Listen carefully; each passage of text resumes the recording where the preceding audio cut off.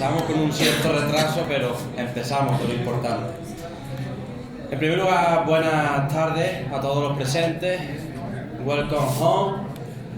Thank you for coming to my town.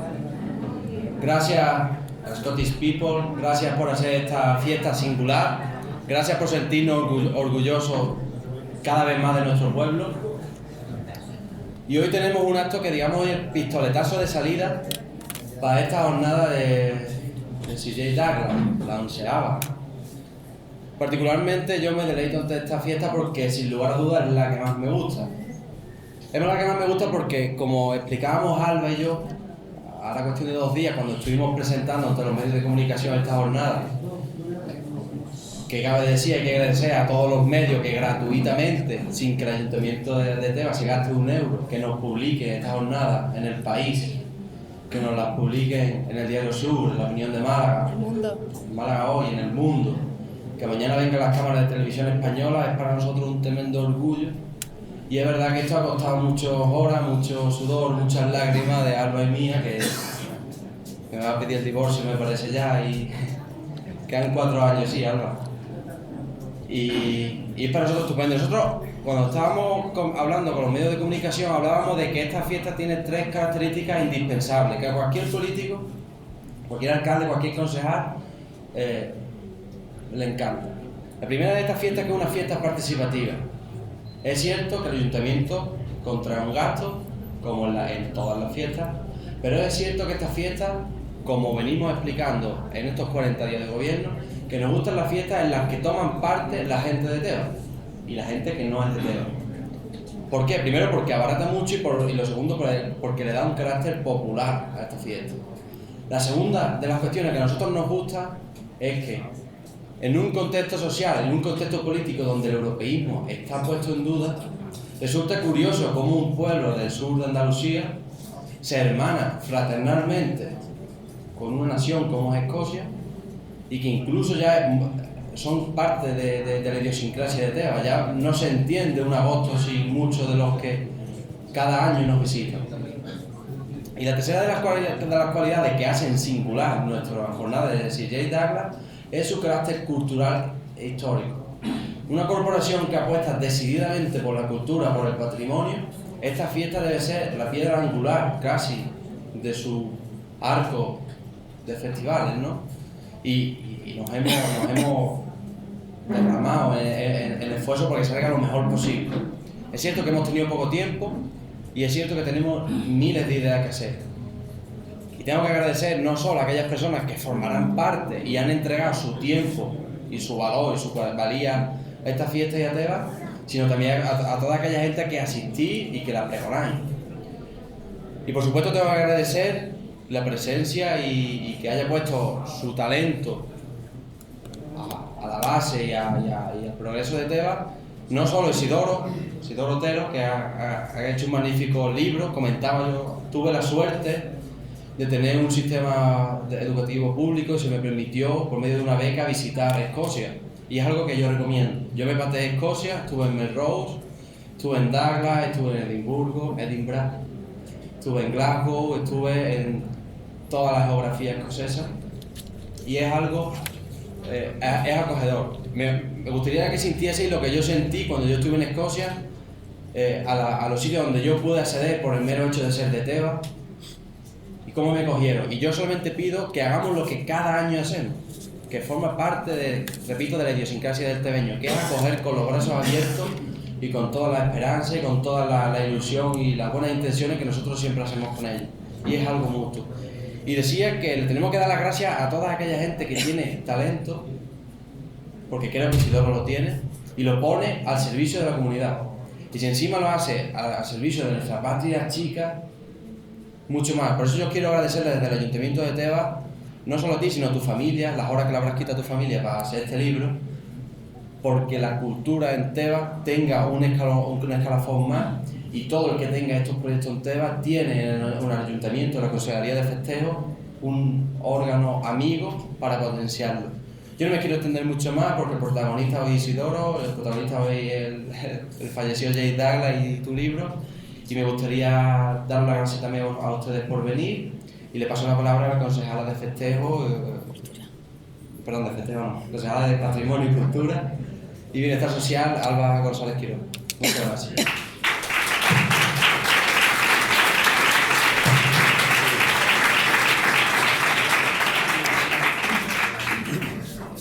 Buenas tardes a todos los presentes, vecinos y vecinas de Teba que nos ven desde sus casas, y también buenas tardes a nuestros amigos de Escocia. Welcome home, Scottish people, you are welcome and I hope you enjoy with us the weekend. Hoy estamos celebrando un acto, estamos celebrando una jornada que es eminentemente literaria y también cultural, como es la presentación de este libro, James Douglas, La cruzada de Braveheart, escrita por Isidoro Otero, y no quería perder la oportunidad de compartir unas palabras con vosotros y que son dedicadas a mi profesor. El título y el formato del libro ya resulta atractivo, pero esta presentación va más allá, porque da comienzo a las jornadas escocesas del Douglas Day que celebramos este fin de semana y que ya llevamos celebrando por más de una década. Unas jornadas que tienen mucho que ver con este libro porque precisamente relata la historia de este héroe que nosotros conmemoramos, Sir James Douglas. Isidoro, bienvenido. Espero que sigas sintiéndote como en casa, porque aquí en este pueblo se te recuerda y se te quiere mucho.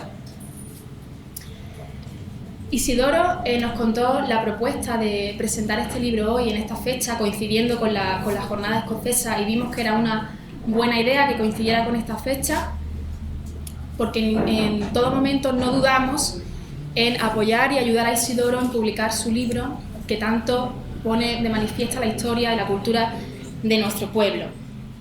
Para nosotros es un placer presentarte y el estar aquí acompañándote en este día. Nunca dejó de asombrarme.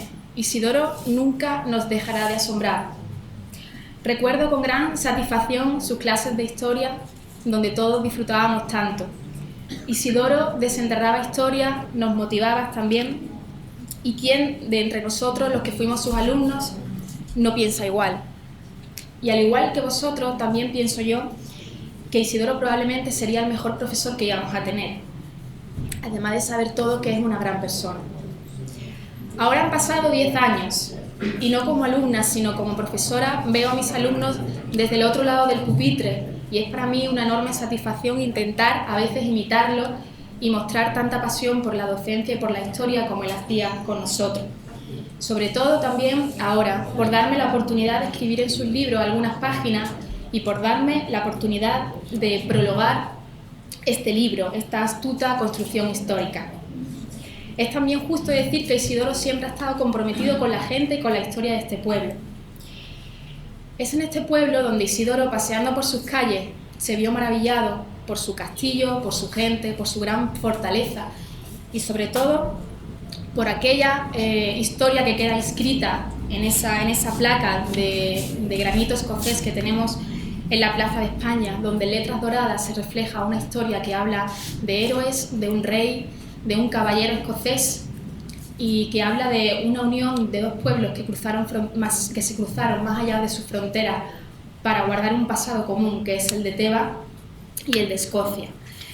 Maravillado por esta historia, Isidoro empezó a redactar este libro alrededor del año 2006, cuando tuvo la oportunidad de realizar un viaje a Escocia, y fue allí donde empezó su investigación, su viaje que él recoge en este libro y que nos adentra a lo que fue la historia de Europa en el siglo XIV, una Andalucía que abría sus puertas al cristianismo, unos lugares que se llamaban entonces las tierras de Itaba, donde se defendía y se creía en el Islam. Eran entonces las últimas cruzadas, cuando ya apenas existían por salvar los lugares santos. Y no voy a hablar más del argumento de este libro, sino ahora Isidoro nos va a deleitar, seguro. En relación al acto que se celebra hoy, también quería aprovechar para decir que Isidoro, bueno, ya todos lo conocemos, es profesor de historia, imparte clases en el Instituto Luis Barahonda de Soto en Archidona. También es titular de la Cátedra de la Memoria Histórica, Edad Moderna y Contemporánea del Instituto del Patrimonio de Archidona. Es director de la revista de estudios históricos Roya y ha publicado varios libros sobre la comarca nororiental de Málaga. Y hoy nos presenta su primer libro sobre las tierras de Teba, James Douglas, La cruzada de Braveheart. Una historia también que está adornada por un gran mosaico de imágenes, citas, imágenes, incluso fotografías de la gente de Teba, y que van construyendo con esmero los capítulos que forman su libro. Sin más, quiero agradecer el espacio que se me ha dado para poder compartir los sentimientos que este libro me ha generado, y quiero transmitir también mis felicitaciones a Isidoro, al escritor, por su excelente obra, y estoy segura de que el público recibirá con grata complacencia este libro que tenéis en la puerta, que vais a encontrar también en el museo y en el castillo de nuestro pueblo. Mis más sinceras felicitaciones y enhorabuena, profesor.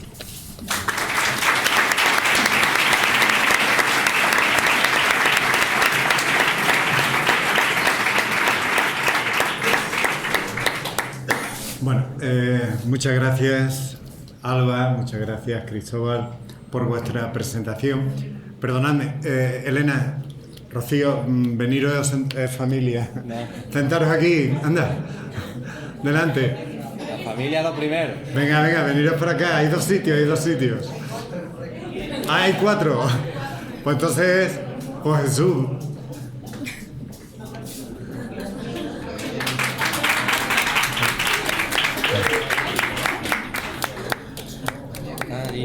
Aquí, y aquí también. Bueno, de verdad que me siento abrumado por las palabras tanto de Cristóbal como de Alba, porque los profesores siempre decimos que nos reconocerán nuestro trabajo a largo plazo, pero bueno, 10 años no son nada, 10 años hace que yo era profesor en el Instituto Camilo José Cela, que había una chica de 17 años que se llamaba Alba González Quirós, y que yo le veía que tenía cierto interés por la historia, bueno, aparte de más alumnos y más gente, pero que la veía siempre te das cuenta cuando ese alumno te mira, está pendiente y le interesa, ¿no?, lo que dices. Quizás he sido el culpable de que ella hoy sea profesora de historia. Seguro. No sé por qué camino, si has acertado en el camino, si te gusta, yo creo que sí, ¿no? Y bien, hoy pues de verdad estoy muy agradecido al Ayuntamiento de Teba, a Cristóbal y a toda la corporación y a todo el pueblo de Teba, porque presentar este libro de Escocia, de James Douglas, pues es muy importante. Hay muchos amigos, hay mucha gente que estuvo en aquella embajada tebeña que fue a Escocia. Gente de Teba, de Campillo y de una amplia comarca malagueña, porque fue así, una amplia comarca malagueña. Pues bien, voy a intentar hablaros en breve espacio de tiempo por las condiciones, hace mucho calor y no quiero tampoco aburriros mucho. Si me pongo a hablar puedo estar mucho rato. Yo me conozco y entonces pues voy a intentarlo, hacerlo de verdad lo más breve posible y que no os canse. Bien, la primera noticia que yo tuve de Teba, vamos a ver las imágenes, si van bien. Pues fue un poco este monolito de piedra. Está aquí en castellano, Camino de la Cruzada, falleció Sir James Douglas, luchando contra los moros, al lado del rey don Alfonso XI. Pero a mí lo que me impactó no fue la parte castellana, sino que a mí me destinan a un pueblo como maestro, a un colegio, al colegio público Nuestra Señora del Rosario, y primero me impacta ese nido de águilas en el que se encuentra Teba. Cuando yo voy subiendo con el coche digo, uy, por Dios, todos los días hacer esto. Pero claro, el paisaje era espectacular. Veía lo que había sido esa ciudad romana innominada, innominada, porque todavía no sabemos el nombre, que estaba en torno al cortijo, que está en torno al cortijo del Tajo. Y claro, era espectacular la visión que tenía. Eso ya me dejó prendado. Lo segundo, cuando veo el castillo. Cuando veo uno de los castillos, el segundo, después del de Ventomix, el segundo más grande de la provincia de Málaga. Entonces ya digo, bueno, un castillo, el castillo de la Estrella. Segundo elemento que me liga a este pueblo de una manera ya irreversible. Y en tercer lugar, pues veo esto. Veo esta parte del monolito. King of Scots, el rey de los escoceses, Robert de Bruce. Y en inglés. Bueno, ¿qué ha ocurrido? ¿Cuál es la historia? ¿Qué es lo que hay detrás de todo esto? Me impacta este monolito en letras doradas. Porque al final, investigando, enterándome un poquito, se había producido ya un hermanamiento en 1989 y me cuentan que sí, que ese monolito habla de un viaje medieval, de un viaje del siglo XIV. Ese monolito nos habla de una última cruzada, cuando las cruzadas ya no se hacían, cuando las cruzadas ya no estaban de moda, las cruzadas habían terminado. El siglo XIV, ya 1330, es muy tardío. El Papa estaba en Aviñón, no querían saber, la mayoría de los reyes no se querían meter en aventuras tan difíciles como organizar una expedición, pasando por Constantinopla, llegando a Antioquía, y bueno, el mundo musulmán era muy poderoso ya, y era bastante difícil. Así que una última cruzada, una historia de un viaje medieval. Caballeros templarios, que sí, que estaban presentes, caballeros templarios, monjes guerreros de hábitos blancos, con la cruz paté muy llamativa, ¿no? Una cruz roja muy llamativa, guerreros nazaritas, guerreros nazaríes, una historia de una independencia de un pueblo, de un rey, Robert de Bruce, que será el primero que consiga la independencia de esa zona llamada Escocia, de ese país llamado Escocia. Todo empieza a apasionarme, todo me llama muchísimo la atención. Yo creo que bueno, ni la mejor novela histórica hubiera tenido todos estos componentes, porque hablamos de corazones embalsamados, hablamos de contactos entre europeos en plena ya Baja Edad Media, en plena ya Baja Edad Media. Hablamos de pueblos que están en la frontera, en una zona fronteriza, porque la independencia de Escocia, donde se lucha realmente es en los borders, en la zona sur, en la zona de frontera entre Escocia y Inglaterra. Y aquí igual, aquí ocurre igual. Aquí también es una zona de frontera. Aquí hay la frontera entre el reino castellano y el reino nazarí de Granada. Poblaciones fronterizas, Douglas, Teba, poblaciones acostumbradas a ser una zona peligrosa. Las zonas de frontera no eran fáciles, eran unas zonas de peligro inminente. Por tanto, guerras de frontera, guerras de independencia, y hombres y mujeres de una época muy diferente a la actual, de un orbe muy diferente, en el que la violencia, la guerra eran cotidianas. La gente estaba acostumbrada a vivir con esa violencia. El sufrimiento era palpable, el hambre era algo real, el hambre que se pasaba en esos periodos, porque cuando llegaba la sequía, como ahora, este calor o la calor, ¿no? Pues las malas cosechas, las consecuencias eran terribles. Sobre todo la peste negra, las epidemias que asolaban, y el siglo XIV es un siglo clave, porque el siglo XIV va a ser un siglo a mediados de una epidemia terrible.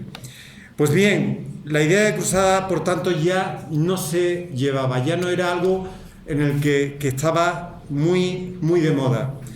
La idea de cruzada contra el infiel solamente estaba presente en algunos reinos, en Francia, en Flandes, el reino de Aragón, que se había quedado limitado por la expansión castellana, el reino de Navarra, que había sido encerrado, también tenían alguna idea o cierto interés por la cruzada, y se está preparando una expedición contra los infieles de Granada, contra los nazarites. Estamos hablando en aquella época por tanto, de embajadores, de embajadas que se van a afanar por recoger las adhesiones de señores importantes. Estoy hablando del rey de Bohemia, estoy hablando del conde de Beaumont, del conde de Alençon, del duque de Borbón. Estamos hablando de reinos que todavía les interesa de alguna manera llevar a cabo esta expedición. Escocia también acababa de conseguir la independencia.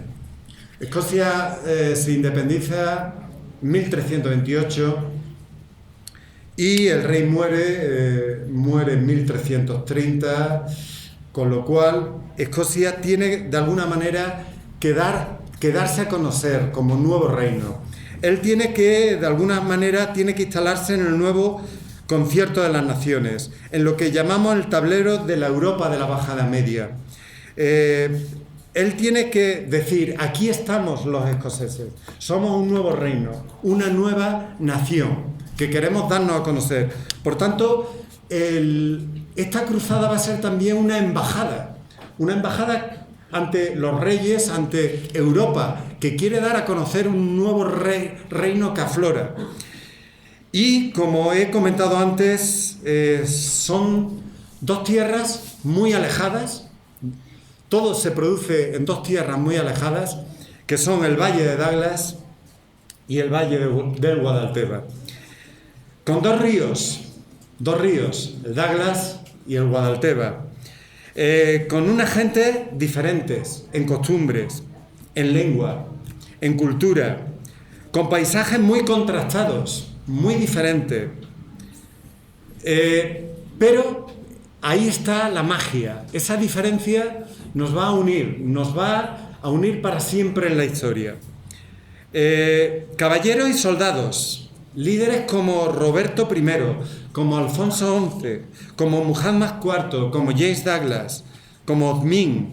Una época de caballería, una época de ideales tamizados luego por lo que será el romanticismo, porque el principal escritor escocés, Walter Scott, hablará y nos contará sobre esta historia. Dos fortalezas, Castle Dangerous, el castillo peligroso, Castle Douglas, y el castillo de la Estrella, con sus muros mucho más potentes y poderosos, los de Teba, con sus barbacanas, con sus torres, con sus aspilleras. Abadías también, como Cristóbal antes ha comentado, que le impactó, la abadía de Melrose, abadías en ruinas, corazones enterrados en esas iglesias como la de Santa Brígida, St. Bride's, o la de Roslin, porque también uno de los caballeros que muere en Teba va a ser enterrado en esa abadía tan cercana a Edimburgo. No sé si te dio tiempo de conocerla, de estar en la abadía de Roslin.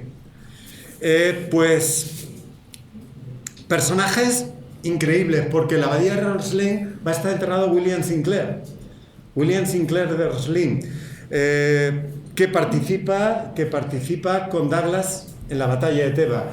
Y un antepasado suyo dirá que, o presumirá de que descubrió América antes que Cristóbal Colón.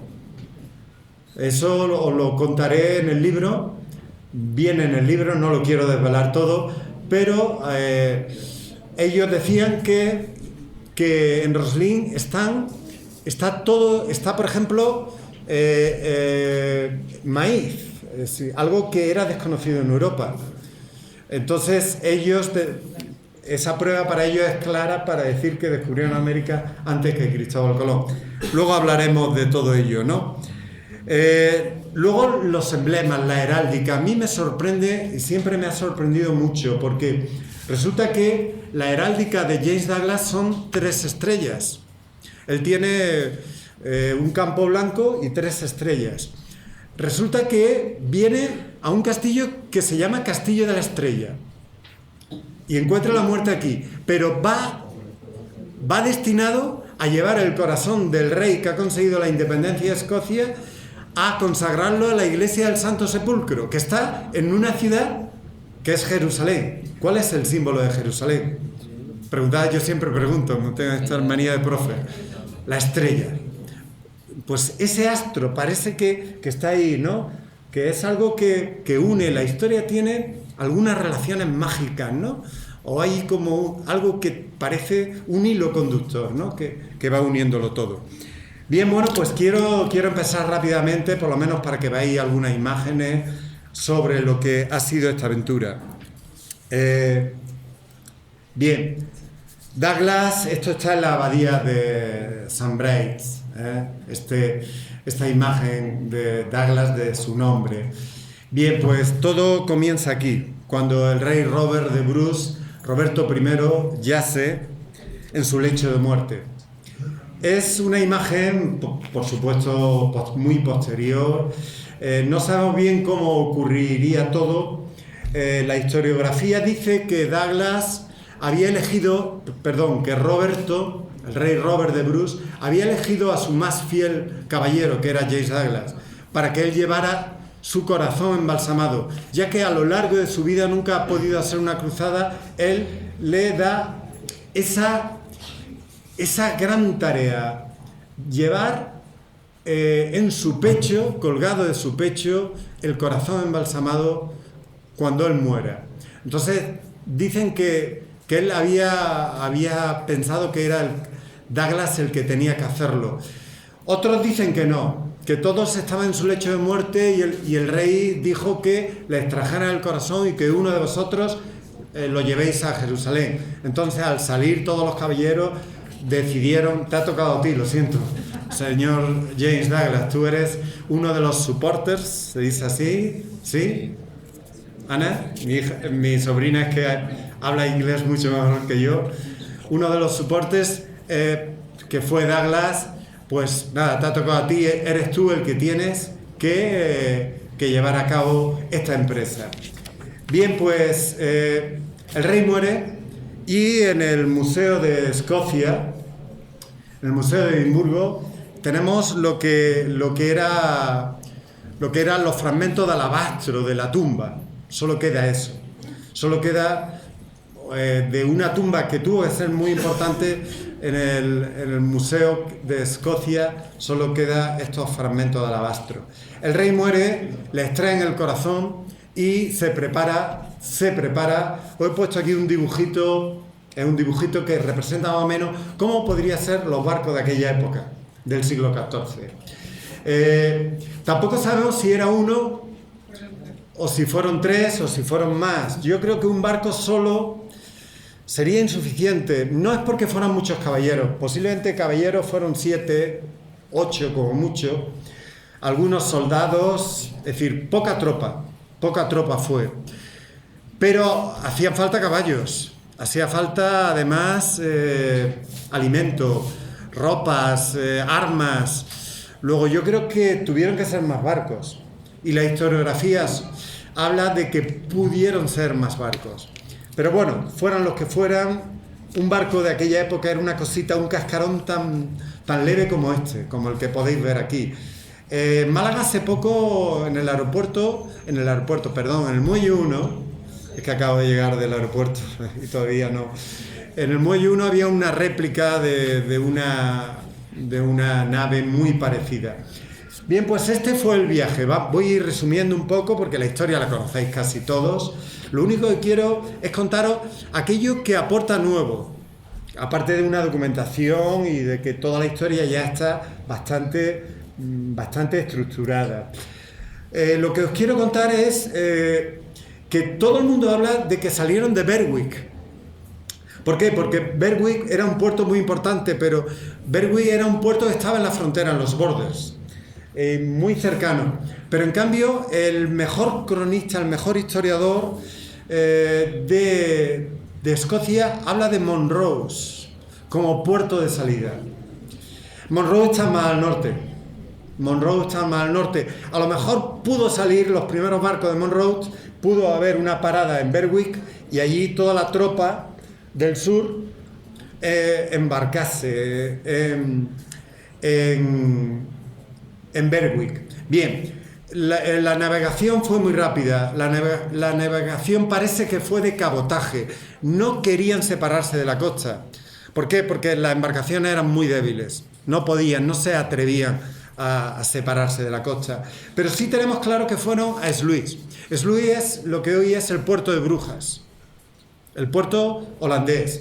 Dicen que Douglas no se bajó del barco, que él llegó con un estatus de monarca, que él se lo tenía como muy querido, que no se bajó, que todos los embajadores llegaron allí a preguntarle, a decir, bueno, ¿dónde vas? Y que él incluso pudo negociar si había alguna cruzada por tierra.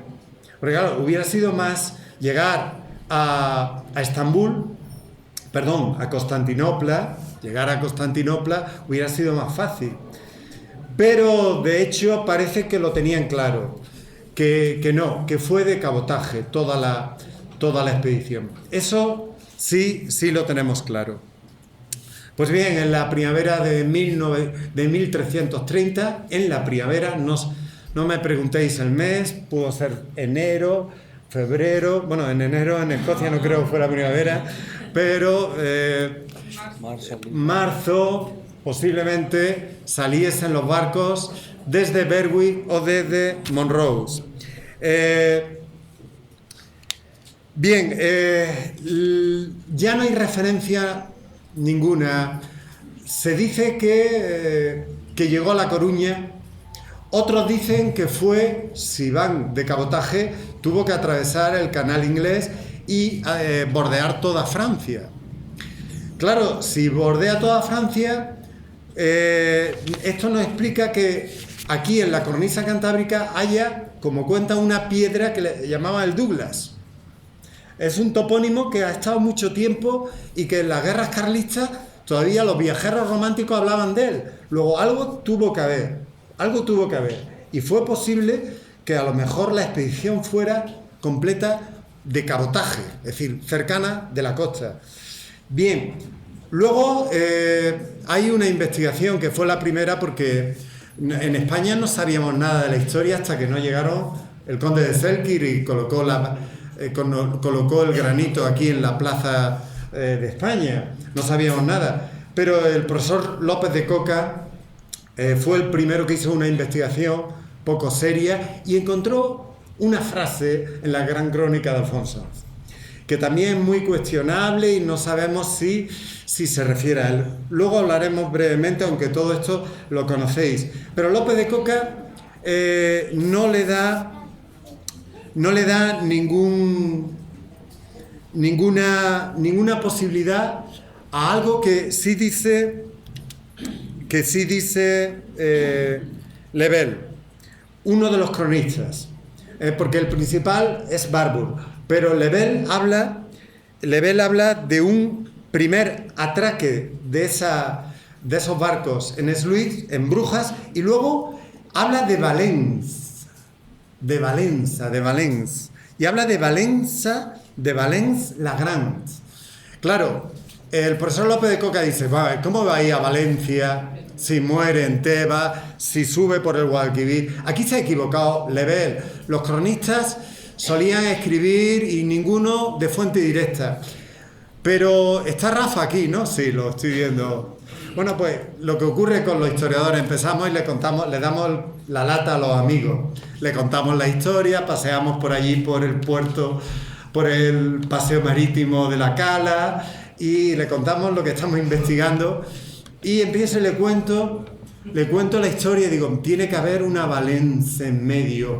Y él me dice, pues yo conozco una Valence. Digo, no me digas, Rafa, ¿cuál?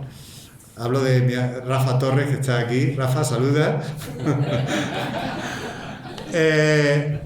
Y le digo, hay una Valenza en mitad de Francia. Pero claro, él no iba a ir ahí. Digo, tiene que estar en la costa, en el itinerario. Y Rafa me dice, pues el año pasado era con un familiar, ¿no? Con Lorenzo, con un amigo. Pues lo había llevado un familiar, lo había llevado a Valenza. Está en la frontera con Portugal, entre Portugal y Galicia. Y hay una Valenza. Con lo cual, a lo mejor el cronista, Jean Lebel, no estaba equivocado. Hubo un atraque, y además un atraque en la frontera con Portugal. Portugal va a participar también, caballeros portugueses van a participar también en la conquista del Castillo de la Estrella. Todo coincide. Eso lo aporto como novedad, como algo nuevo en la investigación que hasta ahora no se había dicho. Así que yo pongo aquí Valenza. ¿Lo veis? Aquí, en este puntito. ¿Lo veis? ¿No lo veis? Mucho. Valenza, en el Miño, donde está el río Miño. Lo vais a ver un poquito más. Esta era la fortaleza de Valenza. ¿Conocéis Tui? Tui, está enfrente de Tui. Tui es... ¿Qué? ¿Dónde el barquero? El banquero. El banquero, sí. Pero era siempre... eran dos pueblos que estaban separados por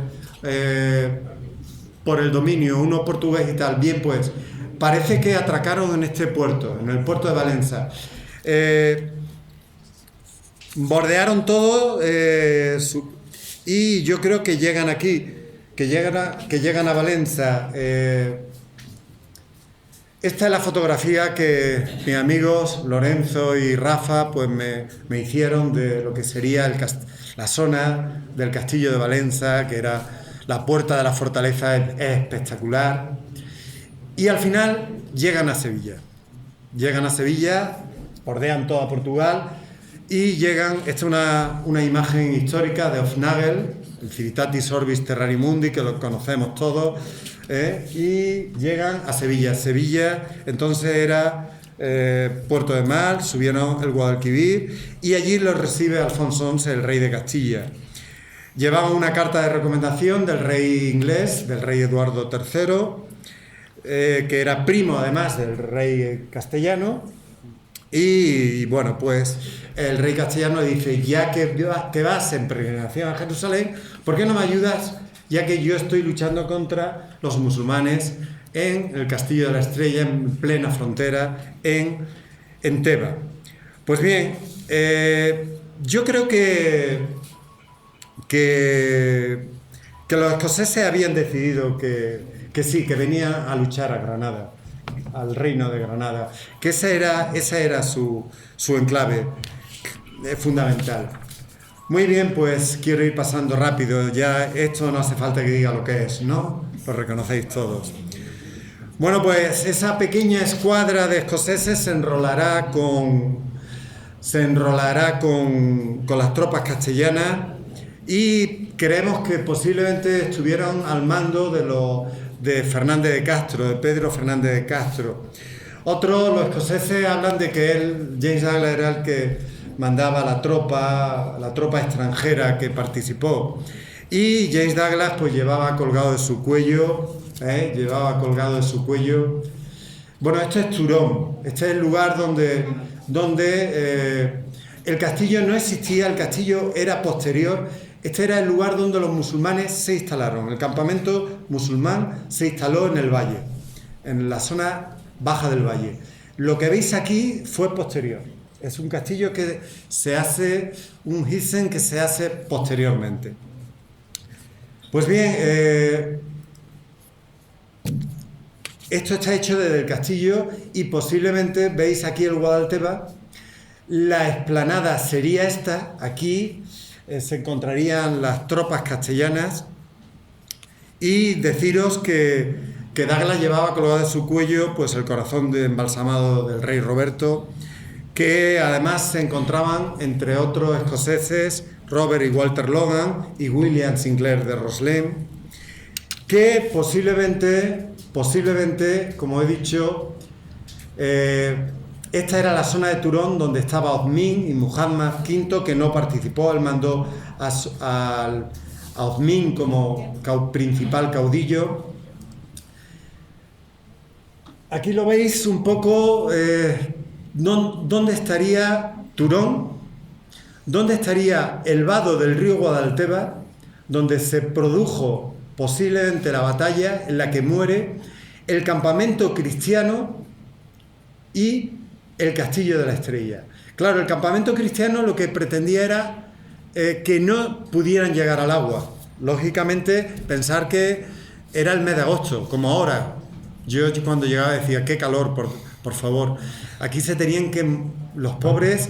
Había 7 aljibes, en el castillo, pero el agua no aguantaba, se la bebieron y por supuesto, los castellanos tuvieron que cortar, que llegaran al Guadalteba, tuvieron que cortar todos los accesos. Por tanto, posiblemente aquí estuvo el campamento cristiano, aquí el campamento nazarí y aquí el vado donde Douglas, que ya sabéis, en Tebas no hace falta decirlo, ¿verdad? Donde se produce, o donde creemos que se produjo la muerte, la refriega, porque tampoco sabemos si fue una batalla importante o si fue una refriega. En Tebas le llamamos la Puente, ¿verdad? El lugar donde consideramos que pudo ser el momento. Este sería el campamento. Este sería la yema, ¿no? La yema de huevo. La yema de huevo. Este sería el campamento, pero claro, lo tenéis que imaginaros como un campamento muy diferente a lo que veis ahora. Tendría que ser una ciudad de lona, una ciudad con tiendas blancas y rojas, con cobertizos para herreros, con caballerizas, una ciudad de hierro y madera, con fraguas, marmitas, armatostes, máquinas de guerra, gallardetes, estandartes. Es decir, estoy... que yo imagine lo que habría ahí, pues es difícil, ¿no? Pero bueno, el terreno era muy adecuado y además ellos lo que pretendían era que no llegaran al agua, que no llegaran al Guadalteba. Bien, ¿lo veis aquí un poco mejor? Este es el río, por tanto, aquí, en esta explanada, tenía que estar esa ciudad de lona cristiana, en el que había hasta... está mi sobrina, pero mi sobrina no lo entiende. Habría prostitutas, carromatos con prostitutas, porque habría que cubrir todas las necesidades de un ejército, que claro, que tenía pues esas necesidades. ¿Verdad, Carmen? Tú no te has enterado, ¿no? ¿Verdad? Es que es una rubita que tengo ahí delante que no. Bien.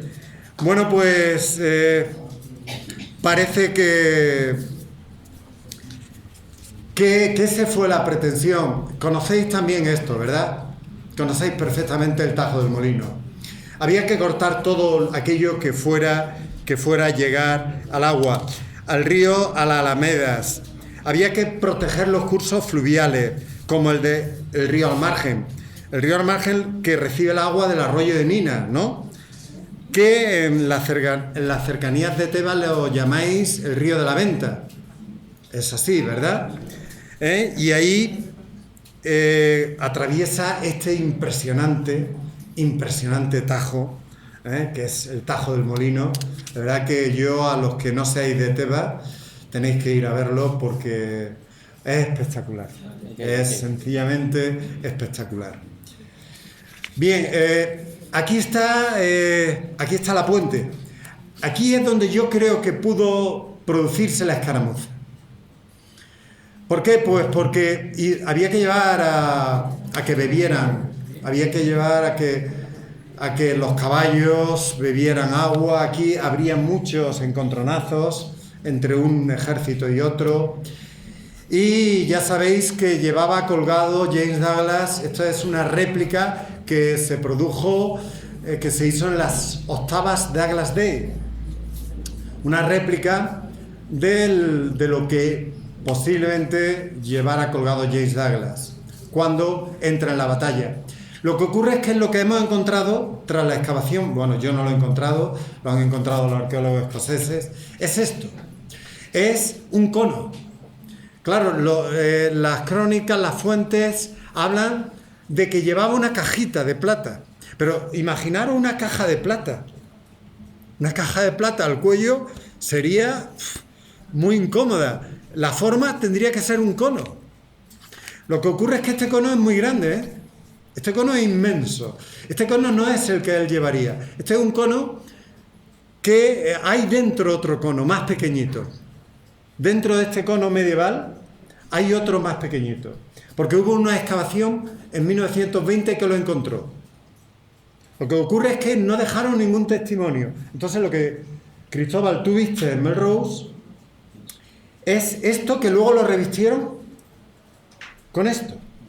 Este cono grande le pusieron esto y lo enterraron. Y dejaron lo que es, dejaron un testimonio en la abadía de Melrose. Dejaron este saltair, el saltair es la bandera escocesa, que es azul y blanca, la portada del libro, y el corazón.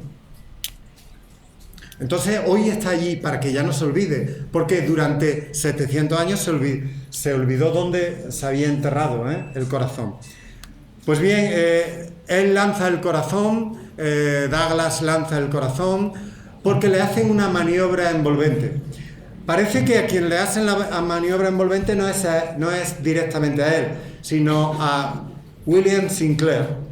¿Por qué? Porque William Sinclair posiblemente llevara un escudo y llevara una heráldica más potente, una heráldica con esa cruz paté roja, y dijeron, este es el jefe, luego vamos a por él. Y Douglas con 3 estrellitas no llamaba tanto la atención, así que se fueron a por William Sinclair.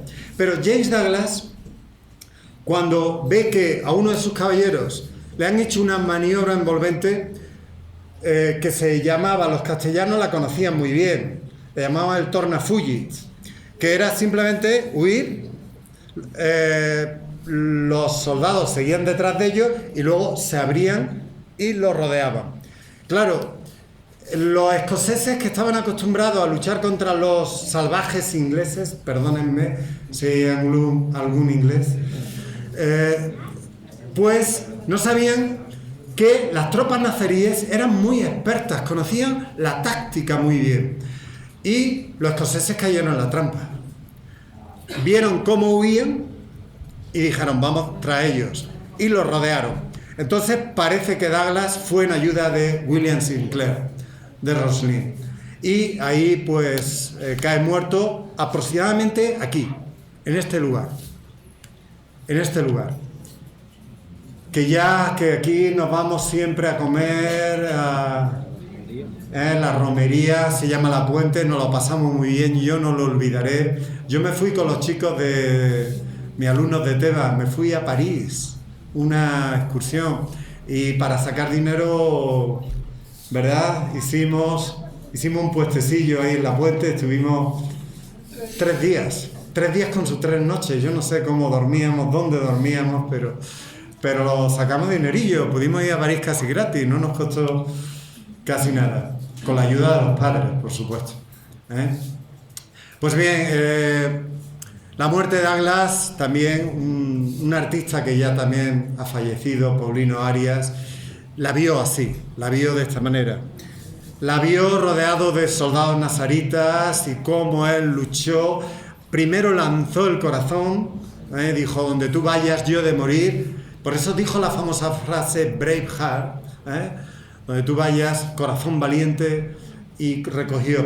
Es un invento, no os quiero decepcionar, es un invento. Posiblemente no pasó así, no ocurrió así, fue posterior, cuando inventaron la historia del Braveheart. Lo que pasa es que Hollywood se equivoca. En la película de Braveheart le ponen la historia a William Wallace, que es un héroe de la independencia. Pero realmente Braveheart es James Douglas. Así que aquí lo reivindicamos también en el libro, todo esto. A mí este dibujo me gusta mucho. Creo que Paulino Arias dentro de ese romanticismo, recoge el espíritu. Seguro que fue más trivial la muerte, o más dura, o más, no sé cómo calificarla, pero 7 soldados moros, como él lo llamaba, se los cargó antes de morir. Bien, un final heroico que hay que entender. Bueno, pues en las Douglas Day, en las octavas también se reprodujo al caballero escocés amortajado, amortajado y con sus 3 estrellas. Sí. Y además yo me impactó y dije, mira qué bien, ¿no? Pues bien, cuando muere Robert y Walter Logan y William Sinclair y James Douglas, todos murieron, es decir, murieron 4 caballeros, no solo James Douglas. Pues cuando muere en ese lugar, en lo que es La Puente, no sabemos dónde lo enterraron. No sabemos dónde lo enterraron.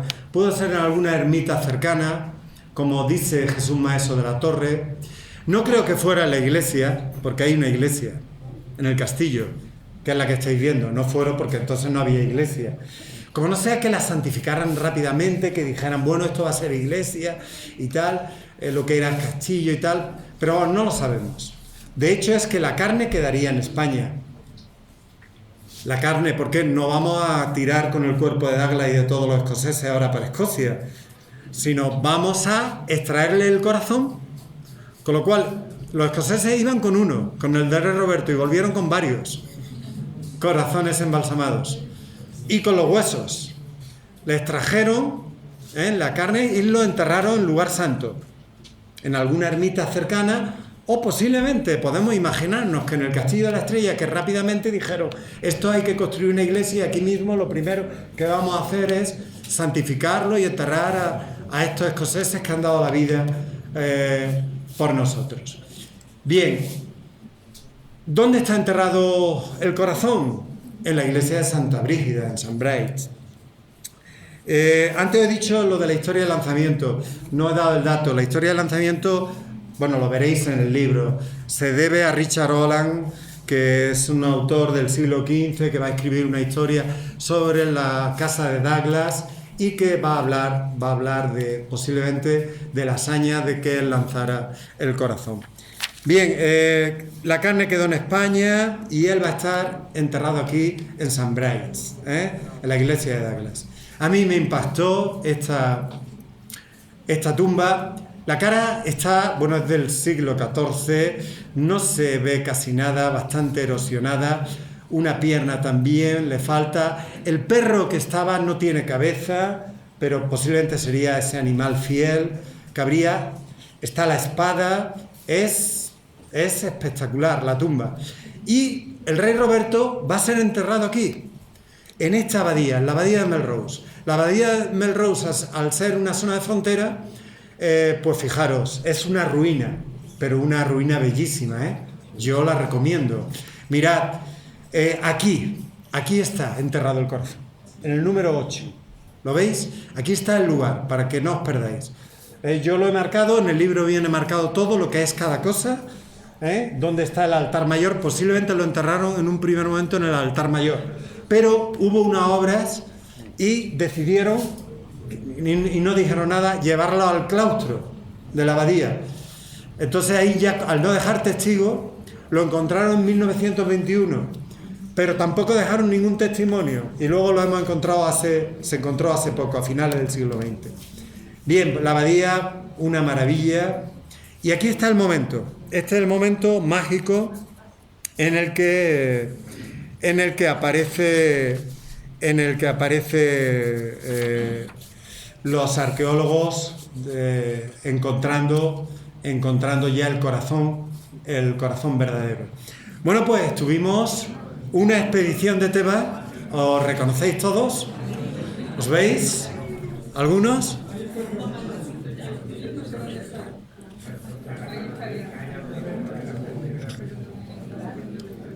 Bueno, pues sí hay mucha gente, no quiero decir a nadie, pero la teniente de alcalde estaba en representación del Ayuntamiento de Tebas. Gigi, ¿dónde estás? Ahí, la teniente alcalde está junto a Sir James Douglas Hamilton, Sir descendiente directo, pero además este señor es el custodio actual de las joyas de la corona de Escocia y nos recibió vamos a ver, la Chambers One, cámara 1, número 1, Chambers One, en la cámara más importante del Parlamento de Escocia. Nos recibió, bueno, y le dimos un cuadro con el Castillo de la Estrella, le dijimos que queríamos un hermanamiento, le hablamos de nuestras ideas y no le entendíamos ni papa, hablaba en escocés, que no tiene nada que ver con el inglés, es como el andaluz, pero... Y allí pues todos decíamos sí, y íbamos traduciendo y bueno, yo qué sé, como él tampoco se enteraba, pues la cosa salió medianamente bien. Bien, bueno, pues este es el lugar, este es el monolito. Este es el monolito en el que el monolito de granito y mármol, obra del escultor Hugh Lorimer, que hay en Tebas y que realmente me parece mágico y algo que nos ha dado a conocer a todos esta original historia. La delegación de Tebas visitó el domingo 9 de julio de 2006 la abadía de Melrose, donde está enterrado el corazón del rey Roberto y donde hay una inscripción en gaélico, no en escocés, sino en gaélico. Más está aquí, la inscripción está en gaélico, es difícil de traducir. Dice: un corazón noble nunca está en paz si carece de libertad. Más o menos. Más o menos dice eso. El mismo día estuvimos en Douglas. El mismo día nos visitó, estuvimos con el alcalde de Douglas y con el historiador local de Douglas, con Lindsay Addison, que era el alcalde. Estaba en el museo. Él estaba en el museo, ¿verdad? Lo conociste, ¿no? Pues bien, aquí está St. Brightshire, un pequeño museo que ellos tienen y demás. Pues estuvimos allí, nos enseñaron la iglesia St. Bright de Santa Brígida, nos enseñaron Castle Dangerous, ¿está bien dicho? Castle Dangerous, el castillo peligroso, más o menos, y nos pareció mágico. Pero además fue algo muy bonito porque en la iglesia de Santa Brígida, Mari Carmen y Loli leyeron un poema dedicado que está en el libro. Le he pedido permiso antes de publicarlo. Un poema muy bonito de Isabel Anaya, ¿no? ¿Quién? Loli Anaya. De Loli Anaya, perdón. Pero no, el poema no es suyo, es de Isabel, ¿no? La autora del... Mari Carmen Valero y... Es de las dos. Y Loli Anaya, ¿verdad? Mari Carmen Valero y Loli Anaya. Bien, pues allí yo creo que fue también algo muy, muy mágico, ¿no? Porque leer este poema de Loli y de Mari Carmen, y además leída por una de las autoras y por una maestra del colegio, pues fue muy emotivo. Allí está el corazón. Allí está el corazón de... Los escoceses a James Douglas no le llaman como los ingleses le llaman el negro, Black Douglas. En cambio los escoceses the good, el bueno. The Good Sir James Douglas, muerto en 1330. Al lado hay otro de los descendientes, Archibald, ¿no? El que luego ya es posterior. Beldicat. Bien, que murió en 1514. Bueno, pues encima de la tumba está puesto la reseña de cómo James Douglas el Bueno murió en la batalla contra los moros en España, cuando llevaba a los santos lugares, Holy Lands, con el corazón del rey Roberto, y murió el 25 de agosto de 1330. Esto está encima de la tumba de Douglas. Bien, los escoceses nombran, coronan al rey en este lugar. Lo coronan en Roberto I, el que su corazón fue embalsamado, lo coronan en lo que le llaman The Stone of Destiny, la piedra del destino. Y otro de los caballeros que murió, William Sinclair, fue enterrado en esta abadía. Aquí está la tumba, William de Sinclair, caballero templario. Tampoco tenemos mucha seguridad, pero bueno, pudo ser un caballero templario. La capilla de Roslin es muy famosa porque ha sido popularizada, como ustedes saben, por el libro de Dan Brown, que aquí termina todo y es realmente la catedral de los enigmas. Es algo mágico, hablan de que era el lugar donde se encontraba la isla de Avalón, esa del rey Arturo, famosa, porque Roslin es la línea rosa. Roslin es la línea rosa. Bien, bueno, pues aquí está enterrado ese caballero que murió, pero lo importante es esto: en la abadía está el corazón del rey Roberto. Hay muchas representaciones de esa cruzada, pero aquí está lo que en la nave sur, en una de las ventanas, hay una representación para mí polémica. Es la supuesta planta de maíz. ¿Ustedes ven aquí una planta de maíz? ¿Una mazorca? Ellos dicen que sí. Ellos dicen que esto es una mazorca, que la fundó en 1446 William Sinclair, un antepasado. Por tanto, si es 1446, es antes que 1492. Por tanto, ellos dicen que descubrieron América antes que Cristóbal Colón, porque existe esa mazorca. Bien, yo no lo sé. A mí lo que me importa realmente, es esto. Me importa que esté el corazón del rey Roberto. Y luego hay algo que nos impactó. Yo lo explico mejor en el libro, no os quiero cansaros, voy rápido. ¿Llevo mucho hablando? ¿Sí? Bueno, es que no he mirado el...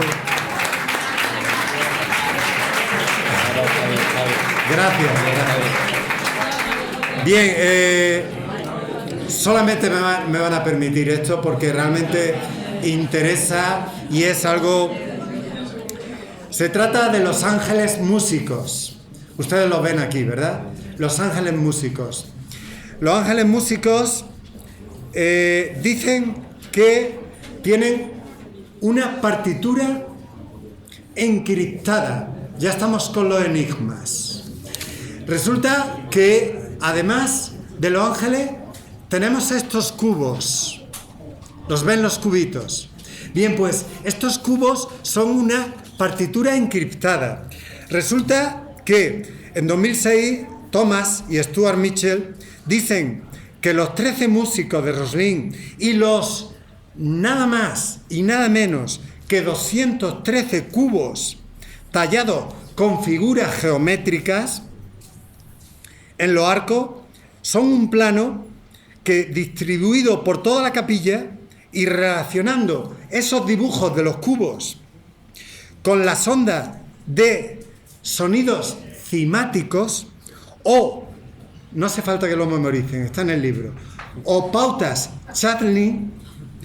Este era un teórico alemán del siglo XIX que estudió la vibración. Resulta que una vibración de un sonido, si la pongo sobre un cuadrado de arena, produce un dibujo.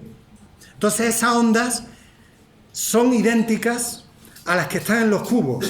Entonces él dijo que los 213 cubos, con todos los músicos que hay, son una partitura encriptada.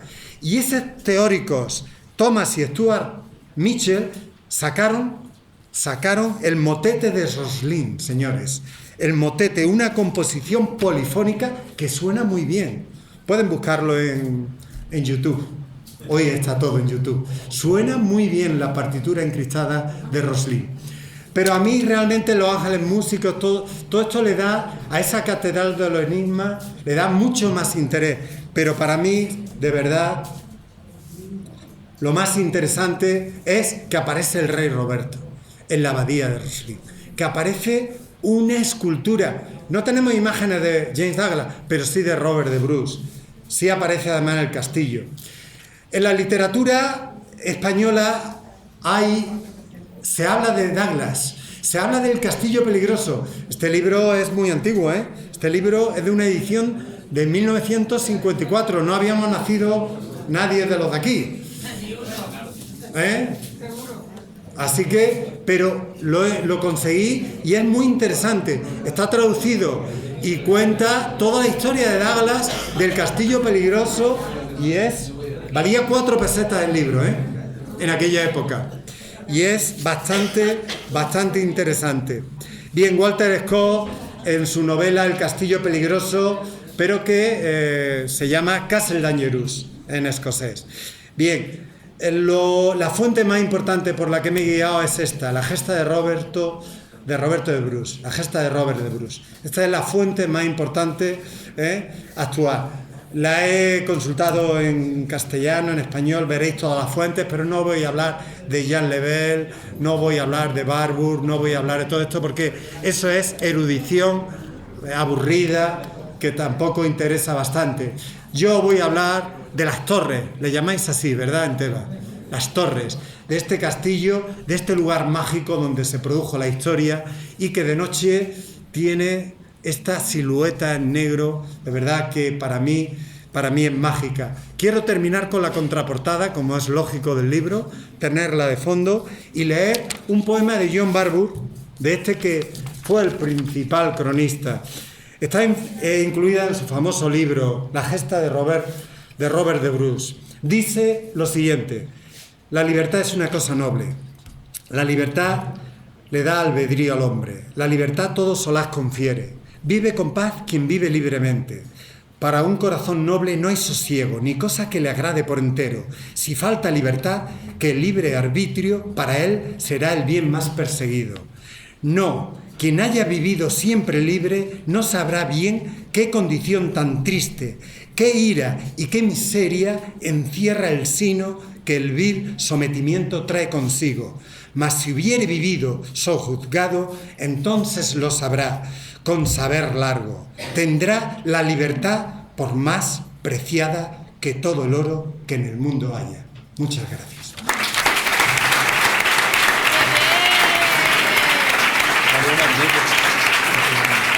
tengo más que si alguien tiene alguna pregunta o algo.